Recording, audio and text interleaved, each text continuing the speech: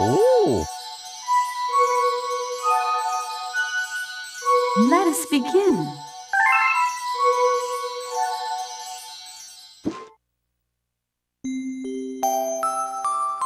Chapter 1: The Celestial Duo. Our story begins a very, very long time ago with a young girl.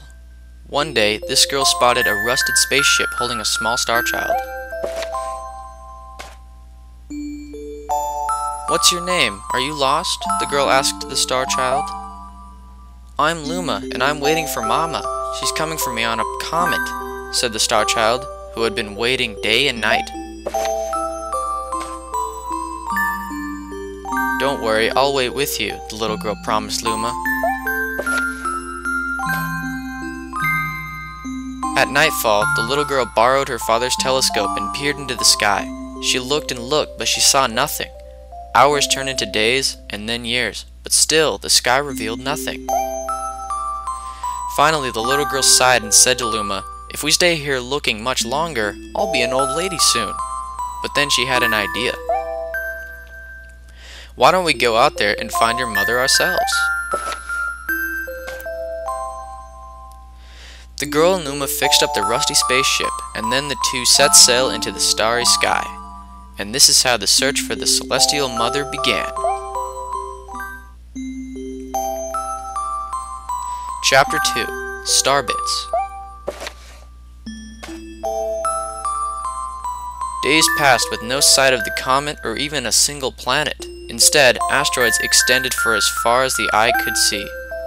"If I had known it was going to take this long, I would have packed more jam," said the little girl above the rumble of her belly.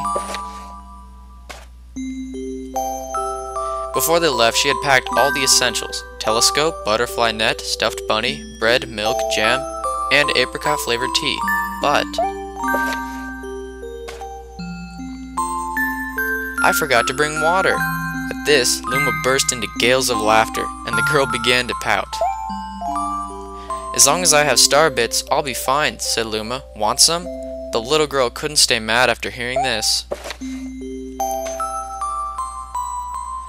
Luma continued to laugh, and the girl couldn't help but join in.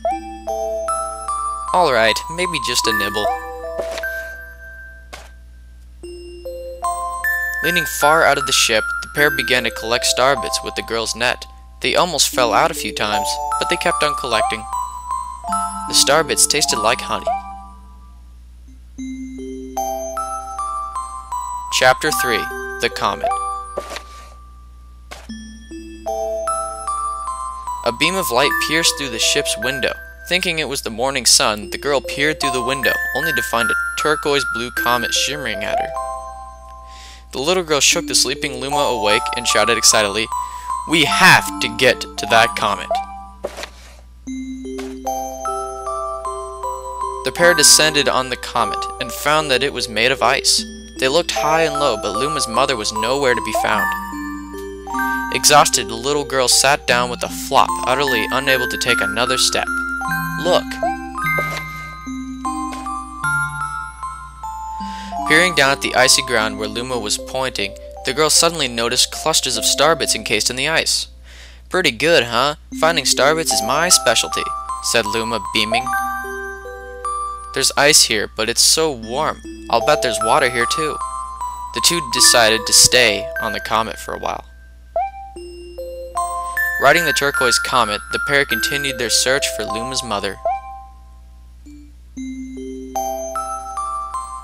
Chapter 4: The Dream.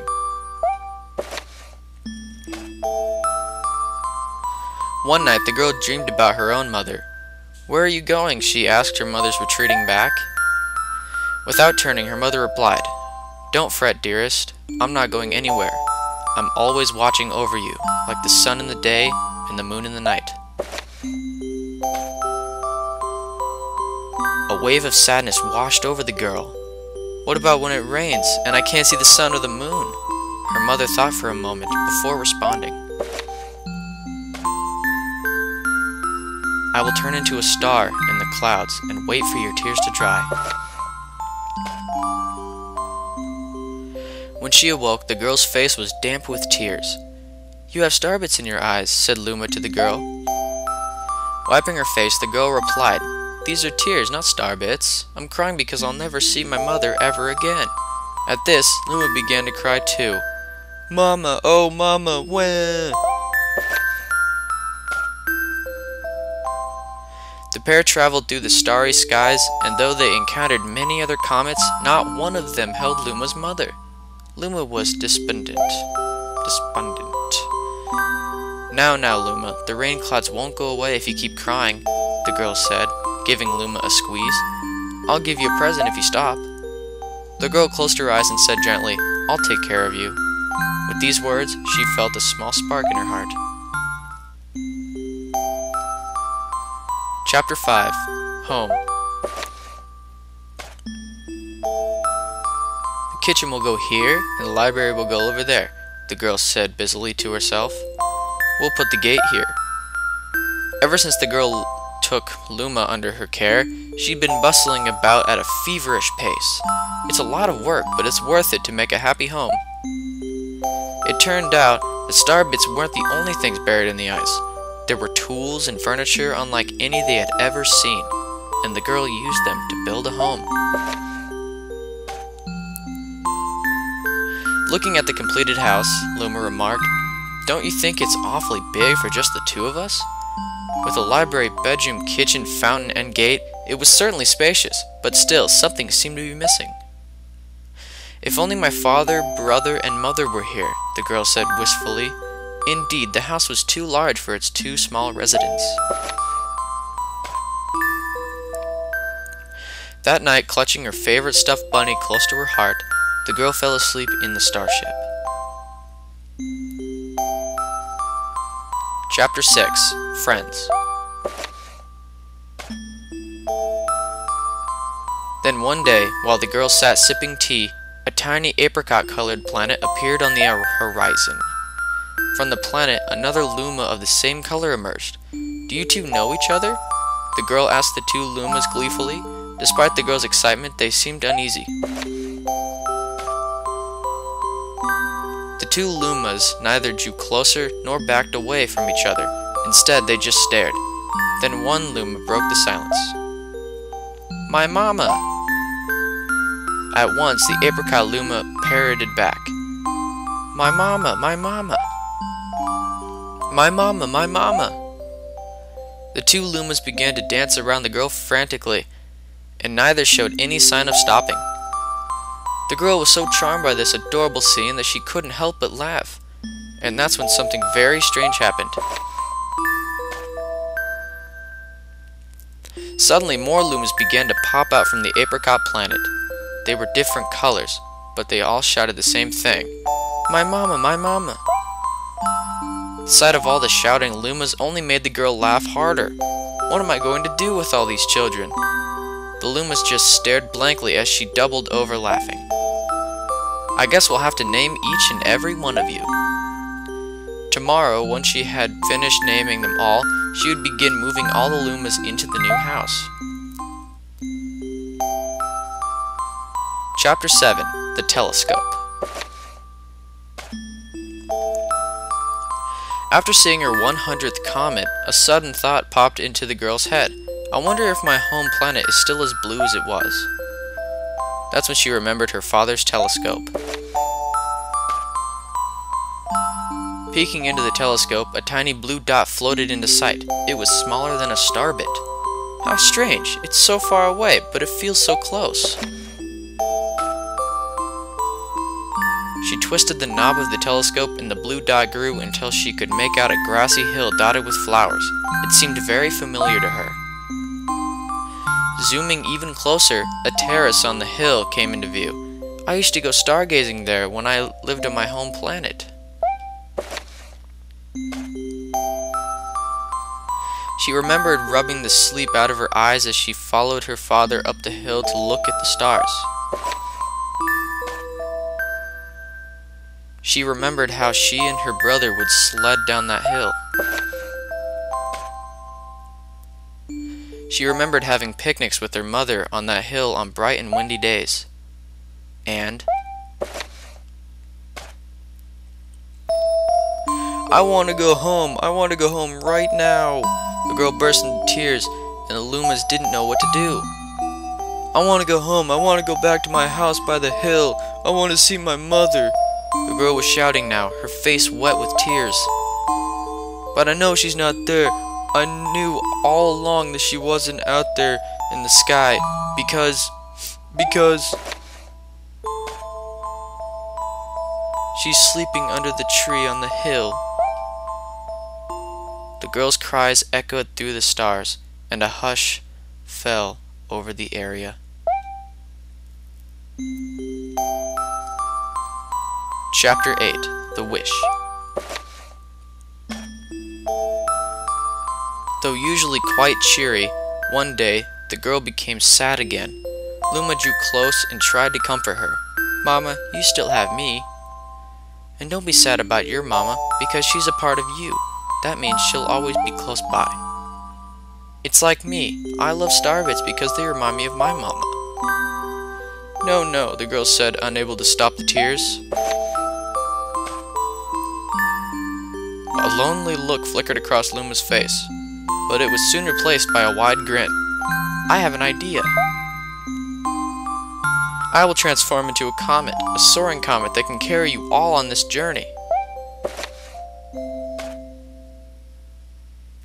With that, Luma trailing bands of white soared high into the sky, and just as quickly started to plummet back down. Kaboom! Kablam! The ground shook, and a bright light poured out of the crater that the Luma had created. The bands of light twisted together to form a comet tail. And then Luma emerged, reborn as a comet.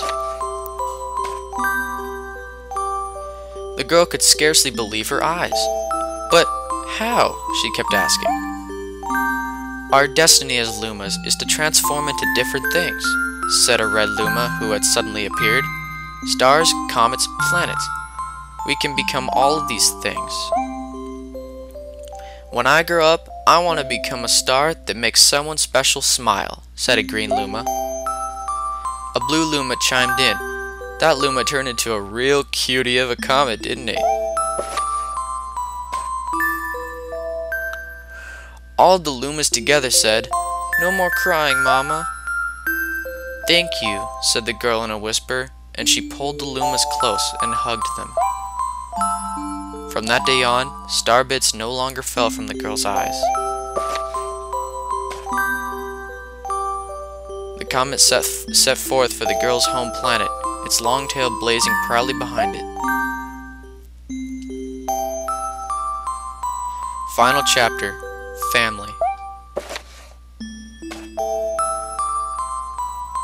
With its many Lumas and telescopes, the comet was quite a sight to behold. The girl and the Lumas were proud to call it home.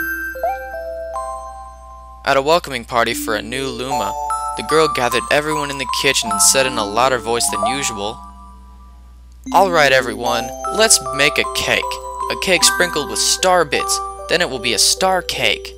The Lumas excitedly began to gather the ingredients. As she watched the Lumas scurry about, the girl smiled and thought to herself, This is my family now, and I will stay with them until they're ready to leave the nest. And when they do leave, I'll see them off with a smile. Because that's what makes a mother happiest. That night, when the girl lay down to sleep, a soft light enveloped her and reminded her of the blue planet she once called home. But it would be nice to return home once every 100 years to nap in my favorite sleeping nook. The comet carrying the Lumas and the girl continues on its journey to this very day.